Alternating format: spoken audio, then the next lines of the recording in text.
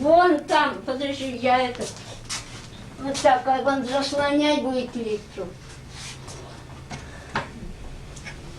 Что еще? А там мешать не будет, что ли, цветы? Нет, мы его можно сюда спустить, раму, лучше будет. Вон, Алеша и Володя перед фронтом, обожди минутку. Вставай.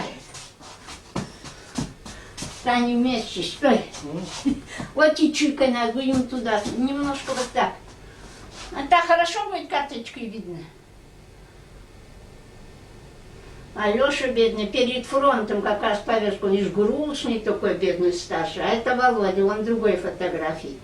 А внизу-то это вот средний брат Вася, он на Сахалине умер, а эти оба на фронте. Но Володина могила есть, известно где. А Володя у нас был такой работяга, он учился в школе. Колхозники приехали, они лошадей на зеленом лугу пасли. А потом с Васей в воскресенье мама говорит, идите, возьмите Джека, идите. А Джек собака, а 6 шара речка есть маленькая. Они с Васей лыжи оденут, и Джеком до радиоцентра. Мы жили так по Тимирязевой, а куда к радиоцентру речушка идет, и куда-то еще дальше не знаю. А здесь она выходит на зеленый луг. Вот они на нем катались, на Джеке. Он общительный был.